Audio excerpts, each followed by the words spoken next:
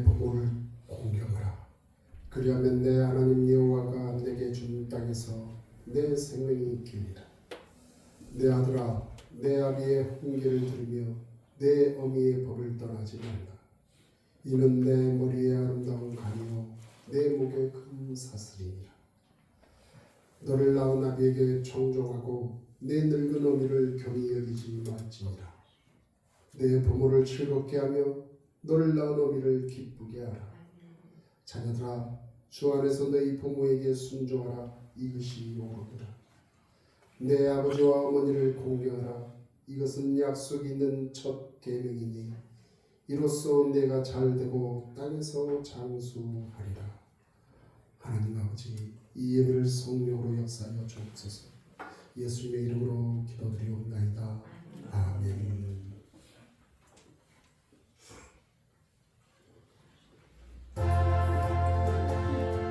복하신 주 하나님, 모든 영광 받으소서. 주의 자녀 함께 모여 경배 찬송 드립니다. 전능하사 천지 만물 창조하신 하나님, 찬양하며 드리오니 우리 예배 받으소서. 자비하신 주 하나님, 모든 영광 받으소서. 죄와 허물 용서하신 그 시사랑 고마워라.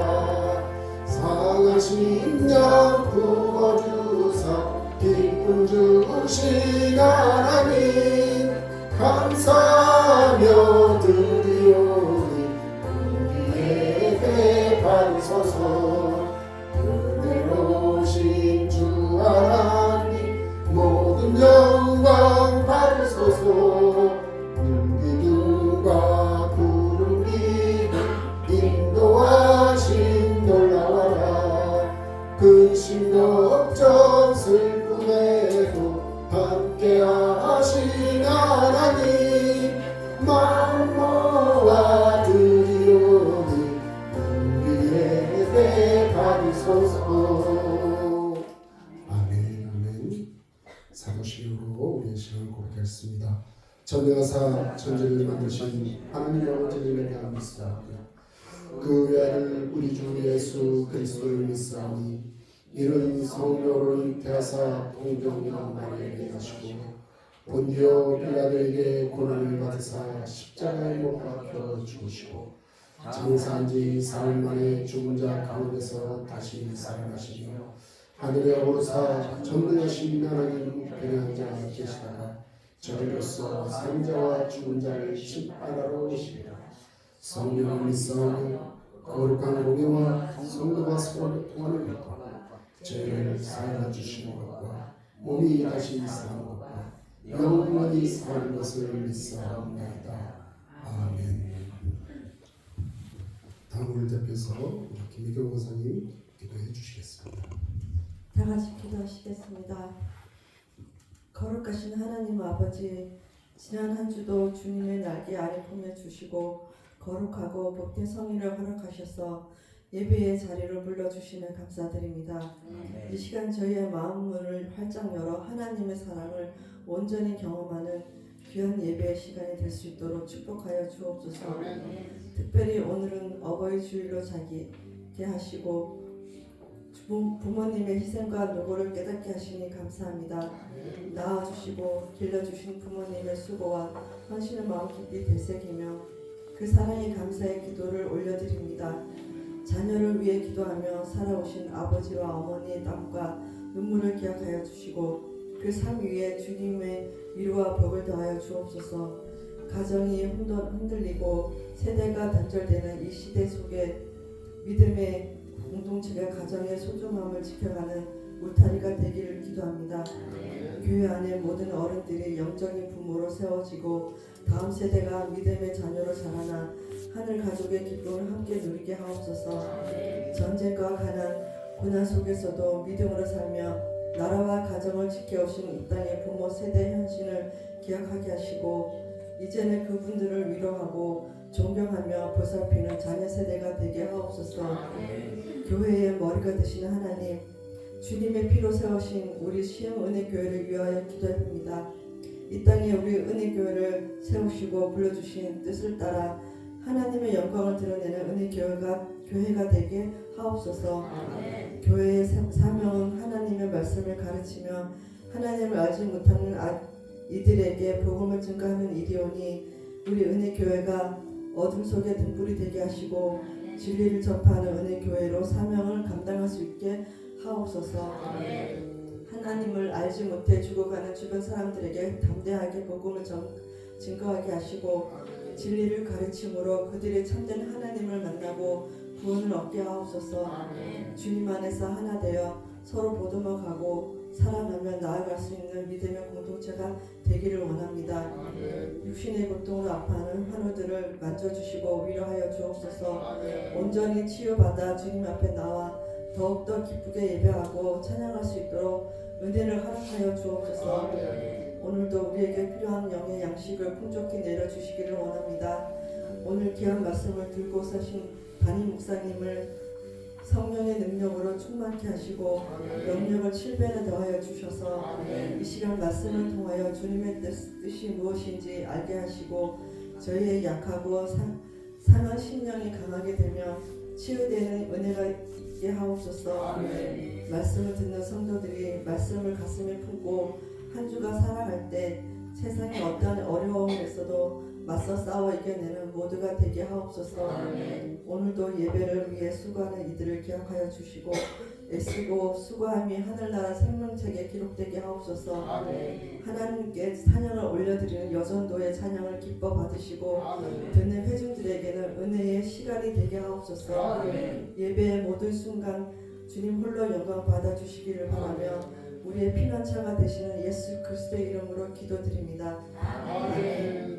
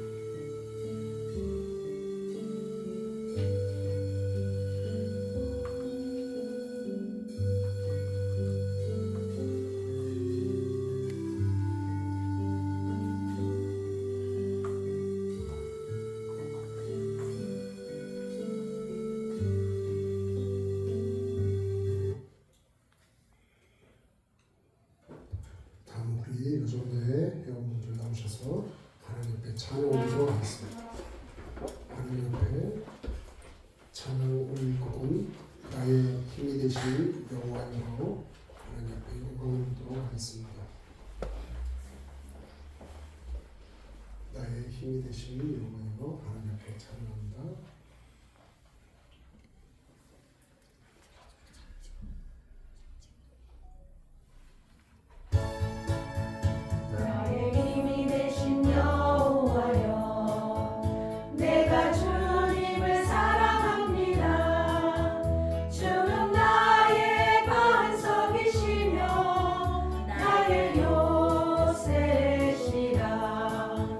주는 나를 건지시는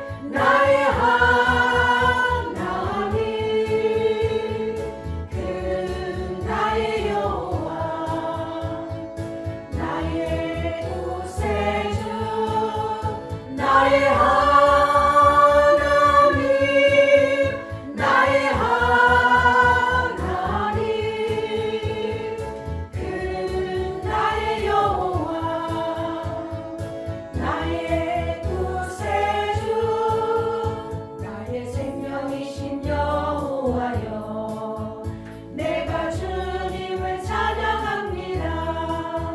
주는 나의 사랑이시며 나의 의지이시라. 주는 나를 이끄시며 주의 길 인도하시며 나의 생의 목자 되시니 내가 따르리라. 나의 하나님 나의 하나님 생명의 면류관으로 내게 씌우소서. 나의 하나님 나의 하나님 그는 나의 여호와 나의 구세주 나의 하나님 나의 하나님 그는 나의 여호와 나의 구세주. 아멘. 아멘.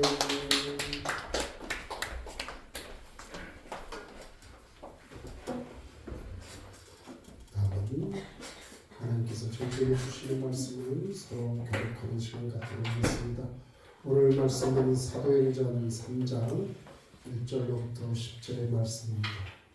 사도행전 3장 1절로부터 10절 제가 먼저 봉독하겠습니다. 제9시 기도 시간에 베드로와 요한이 성전에 올라갈세 나에서 먹게 된 일을 사람들에게 보니 이는 성전에 들어가는 사람들에게 구걸하기 위하여 날마다 미루지 성전 문에 두는 자라. 그가 베드로와 요한이 성전에 들어가려 함을 보고 구걸하거늘 베드로가 요한과 더불어 축복하였는데 우리를 보라 하니 그가 그들에게서 무엇을 얻을까 하여 바라보거늘 베드로가 이르되 문과 금은 내게 없거니와 내게 있는 이것을 내게 주시니 나사렛 예수 그리스도의 이름으로 일어나 걸으라 하고 오른손을 잡아 일으키니 발과 발목이 곧 힘을 얻고 뛰어서서 걸으며 그들과 함께 성전으로 들어가면서 걷기도 하고 뛰기도 하며 하나님을 찬송하니 모든 백성이 그 걷는 것과 하나님을 찬송함을 보고 그가 본래 성전 윗문에 앉아 구걸하는 사람인 줄 알고 그에게 일어나는 노인하여 심히 놀랍게 여기며 놀라니라. 아멘. 아멘. 예. 오늘 말씀을 나누기 앞서 잠깐 말씀을 전하려고 했는데요. 미국 버지니아 주에 웹스트라는 교회가 있었습니다. 이 교회에 목의 집체로서 생활하던 자비스 부인이라는 사람이 있었어요. 그런데 이분이 20년 동안 그 교회에서 신앙생활하다가 죽음을 맞게 되었습니다. 이분은 많은 분들에게 좋은 모습을 보였던 그런 신앙인의 표상이었어요. 그래서 많은 사람들이 그를 잊지 못해서 그의 지도측에서 의논하기 시작했습니다. 그래서 그 여인의 마음을 기리기 위해 어머니 날을 지정하자는 그런 결의를 했어요. 그래서 정부에서 그 뜻을 받아들여서 1913년 미국 의회에서 둘째 주일을 어머니 날로 결정해서 오늘날까지 이르게 되었습니다. 우리나라에서도 어머니날을 일반인들에게 알리기 위해서 어머니날을 결정하게 되었는데 1955년도 5월 8일 이날을 어머니데이, 마더스데이로 지정해서 이승만 대통령이 확정해서 공포했습니다. 그런데 여기에 소외되는 것이 못마땅했던 아버지들이 우리는 뭐냐 이렇게 따져서 1974년도에 다시 정부에서 어버이날을 어버이날로 이렇게 공식 학교에서 오늘까지 이르게 되었다고 합니다. 이 어버이날에 특별하게 하는 게 있죠. 가슴에 카네이션 꽃을 달아주고 있습니다. 그런데 원래는 부모님의 그 은혜를 사랑에 감사하는 마음을 표현하기 위해서 자식들이 가슴에 카네이션을 이렇게 꽃으로 달아주기 시작했습니다. 그러다 부모님의 정성껏 섬기겠다 하는 그 뜻으로 이 부모님의 가슴에 꽃을 달아드렸는데 어머니가 없는 분들에게는 하얀색의 카네이션을 꽂았고요. 어머니가 있는 분들에게 붉은색의 카네이션을 달아드리기 시작한 것이 오늘까지 이르게 되었다고 합니다. 이번 주일은 어버이 주일, 부모님들에게 카네이션 꽃을 달아드리는 이 절례가 이렇게 시작된 거죠. 우리 교회에서도 제일 어르신 우리 원로 목사님 네 분께 오늘 카네이션 꽃을 달아드렸습니다. 성경에 보면요, 섬김, 이 세상에 섬겨야 할 딱 대상이 두 섬김의 대상이 있다고 얘기합니다. 하나는 오늘 우리 여정도에서 찬양했던 것처럼 하나님을 섬기는 것이 첫 번째이고요. 또 하나는 이 땅에 계시는 부모님입니다. 이렇게 하나님을 섬기는 그리고 부모님을 섬기면 복을 약속해 주셨어요. 왜 그렇게 했을까요? 무엇보다도 중요한 일이기 때문에 그랬습니다.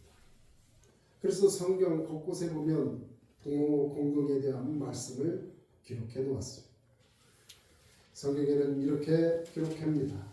그의 부모를 경하게 여기는 자는 저주를 받을 것이라 할 것이요 모든 백성은 아멘할지니라. 신명기에서 말씀하고 있습니다. 부모가 공경의 대상이라는 거, 이건 성경 여러 곳에서 증거하고 있는데 에베소서 6장 2절에 대표적으로 이 말씀 가지고 어버이 주일날 많이 설교를 합니다. 내 부모를 공경하라, 이것이 첫 계명이다라고 말씀하고 있습니다. 그러면서 말씀하시기를 그러면 내가 복을 받고 장수하리라. 자기 부모를 공경하는데 무슨 상이 있겠습니까? 그럼에도 불구하고 성경에서는 상까지 제시하면서 부모를 공경하라고 강조하고 있습니다.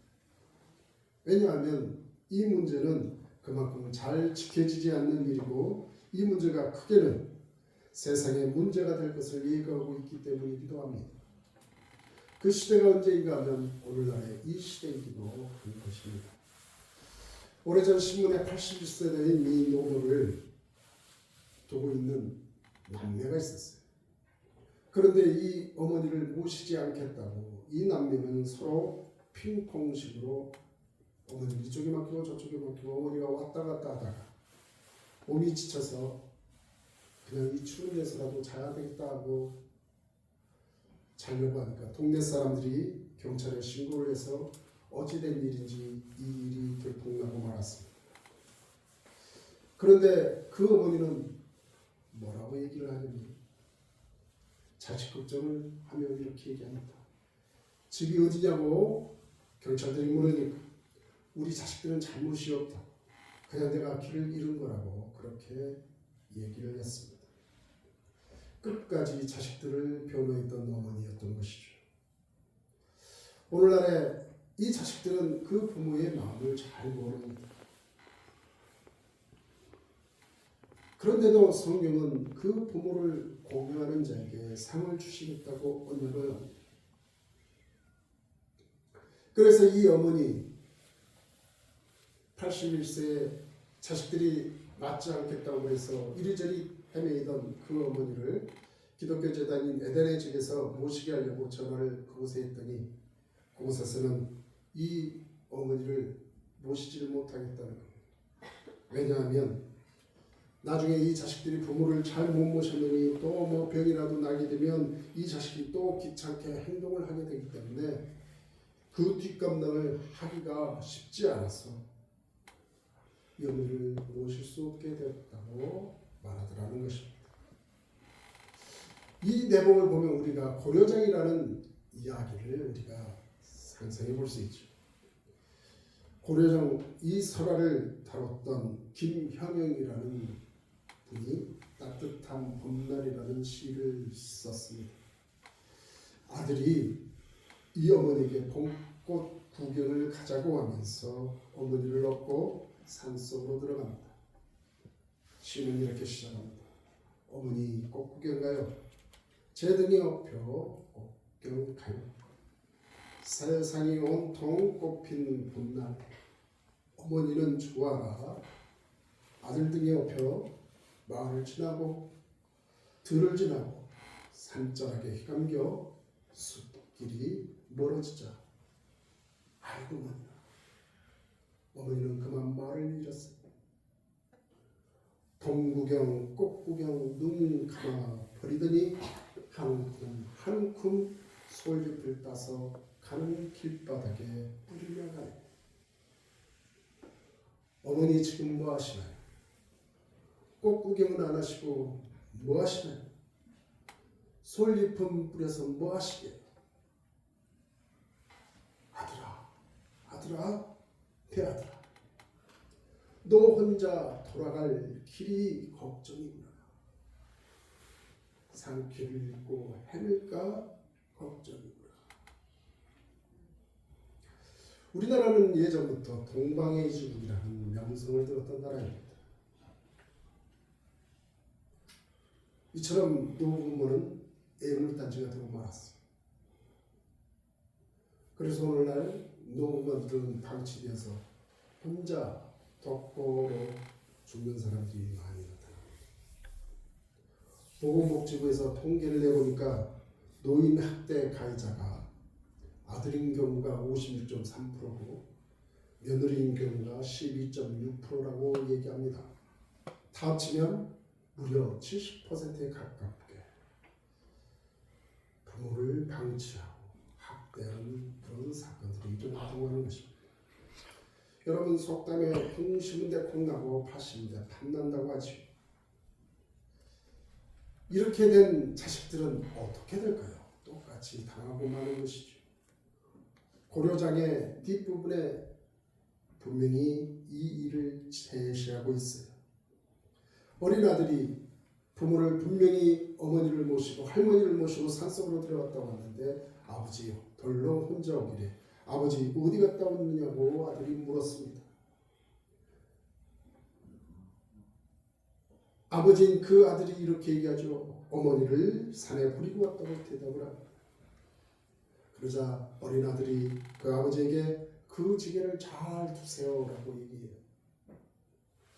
그러면서 이 다음에 나도 그 지게로 아버지 지고 가서 버리게요 라고 얘기했다고 하는 고려장의 선언가 있습니다. 그래서 그 아들은 그 어머니를 다시 산에 가서 어머니를 모시고 왔다고 하죠. 출애굽기 20장 12절에 내 부모를 공경하라. 에베소서 5장 3절에 그러면 내가 복을 받을 것이야. 그리고 내 부모를 경홀히 여기지 말라 이렇게 말합니다. 왜냐하면 저주를 받게 되기 때문에. 여러분 부모라는 존재는 생존만으로도 복이고 은혜인 것이죠. 하지만 부모는 자식을 우상처럼 알고 살아가고 있습니다. 그만큼 자식은 부모에게는 자랑거리고 꿈이기도 하죠. 그래서 성경은 자식을 상급이고 명류관이라고 얘기를 하고 있습니다. 그리고 시편에 가보면 자식은 장사의 전통에 가득 들어있는 화살 같다라고 얘기를 해요.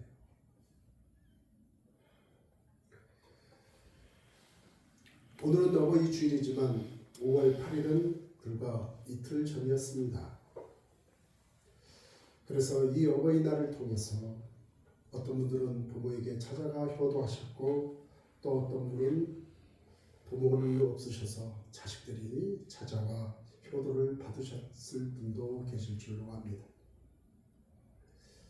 제가 여러분 오늘 어버이주를 맞이해서 꼭 하고 싶은 말은 하나님께서 세워주시고 지켜주신 믿음의 그 가정, 좋은 부모로 효도하는 자녀로 더욱더 하나님의 복이 여러분의 삶 속에 임하게 되시기를 주님의 이름으로 축원을 드립니다. 아멘. 부모 얘기만 하면 눈물이 벌써 앞을 가리죠. 제 목소리도 흔들리는 것을 보면 말입니다.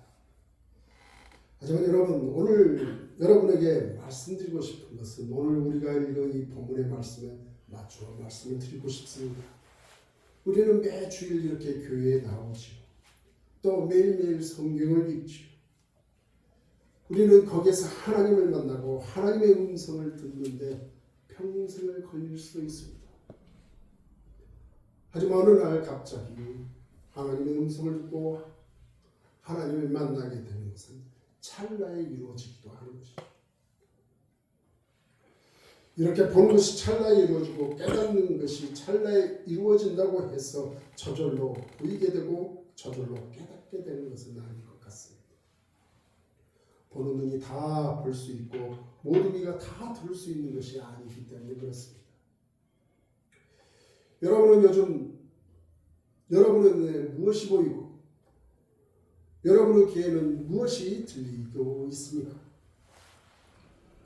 또한 여러분은 지금 무엇을 보기를 원하시고 무엇을 듣기를 원하고 계십니까?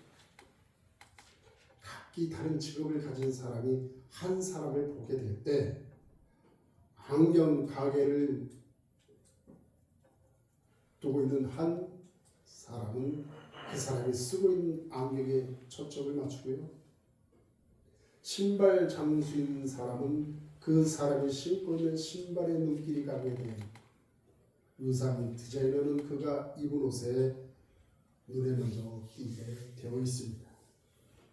이처럼 사람은 자기의 관심에 따라서 자기의 주파수를 맞추고 있기 때문에 그렇습니다. 여러분은 요즘 무엇에 그렇게 관심이 있고 자신의 그 주파수를 어디에 맞추고 계십니까? 세상 돌아가는 일과 그 마음의 생각을 집중하고 계십니까? 아니면 앞으로 남은 그 인생을 무엇을 하면서 살아갈 것인가? 그리고 어디로 갈 것인가에 대해서 관심을 갖고 계십니까? 아니면 하나님의 음성을 들을 수 있고 하나님을 만날 수 있도록 여러분의 그 믿음의 주파수를 맞추고 계십니까? 여러분, 우리가 교회 생활을 하면서 우리의 믿음의 그 주파수를 맞추어서 하나님의 음성을 듣고 예수님을 만난다면 그러면 우리는 어떻게 되는 것일까? 복음서에 보게 되면 예수님을 만나게 된 수많은 사람들의 모습이 나타나기 시작합니다. 소경이 예수를 만나면 눈이 뜨여졌고, 귀머리가 예수를 만나게 되면 듣게 되었고, 문둥병자가 예수님을 만나면 깨끗해졌고, 안전뱅이는 예수님을 만나게 되니까 일어서게 돼요. 귀신 들린 자가 예수를 만나게 되니까 귀신이 나고, 죽은 사람이 예수를 만나게 되니까 살아 일어났음을 우리는 복음서에서 보고 있습니다. 이처럼 예수를 만나게 되면 변화가 되어진다는 거예요. 예수를 만난 사람은 그 삶에 철저하고 근본적으로 변화되는 삶을 살아갈 수밖에 없게 된다는 것입니다. 예수를 만나게 되는 우리의 삶이요 우리의 전조가 완전히 180도로 변화되어지는 그 삶으로 우리는 살아갈 수 있게 된다는 것이죠. 그래서 성경에서 거듭난다라고 말씀을 하고 새로운 피조물이라고 말씀하는 것도 이와 같은 이치입니다. 그런데 돌이켜 뒤돌아 생각해 보면 만약에 우리가 아무리 변화가 없다면 우리는 아직도 예수를 만난 것이 아니고 우리는 아직도 하나님의 음성을 듣는 것도 아니라는 것으로 반추해 볼 수 있는 것입니다. 중세 시대에 아퀴라스라는 사람이 있었는데 이 사람은 이렇게 얘기해요. 초대교회는 은과 금은 없으나 나사렛 예수 그리스도의 능력이 있었는데 요즘 오늘날에는 땅 건물 사람 즉 은과 금은 우리에게 있으나 나사렛 예수 그리스도의 능력은 없어졌다라고 말하고 있습니다. 이처럼 이 세상에는 갖가지의 장애자를 살아가고 있습니다. 외형적으로 신체적으로 결함을 지니고 불편함을 겪으며 살아가야 하는 이 육체적 장애자들이 은근히 많지만 실제적으로는 육체적으로는 멀쩡하면서 심각한 정신적인 결함을 지니고 있는 자들입니다. 영적으로 발육하지 못한 영적 장애자들도 많다는 것입니다. 고난은 여러분이 겪고 있는 그 고난은 그 자체가 문제가 된다기보다는 고난이 필연적으로 우리에게 오게 하는 사람을 소외시키는 현상이 가장 두려운 것이 되는 것입니다. 고난 가운데 이 처한 사람은 고난의 이 파괴력 앞에 한없이 작아지고 무력해지게 되어 있어요. 그래서 그 결과 스스로 소외되어지고 그 가진 귀중한 그 생명을 고갈시켜버리고 맙니다. 어떻게 하면 이 생명을 파괴시키며 여기에서 벗어나서 생명을 창조하는 것으로 전환될 수 있는 것입니다.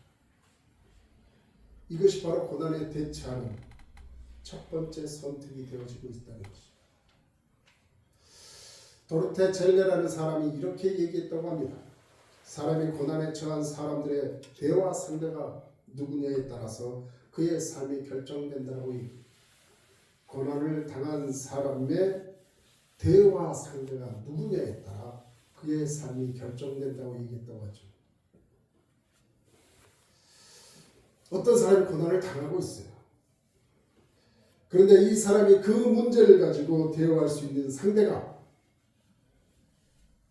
하나님입니다.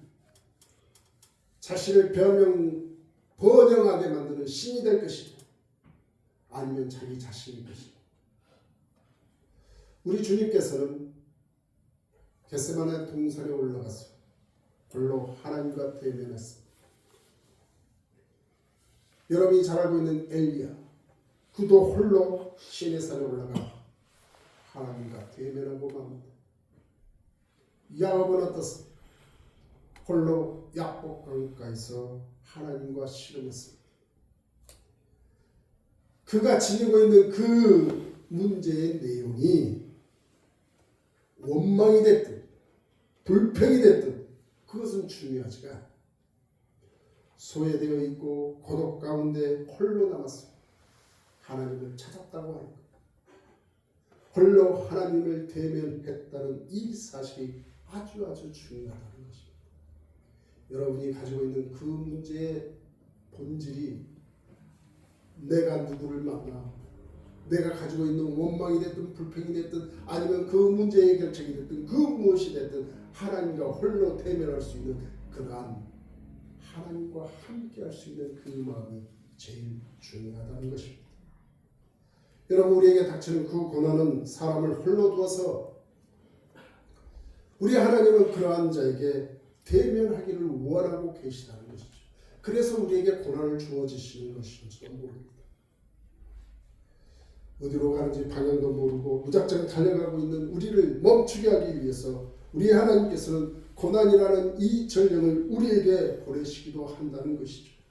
그래서 인생의 참 의미를 찾지 못하는 영혼은 필연적으로 고통을 당할 수밖에 없다고 누군가는 말하는 거죠.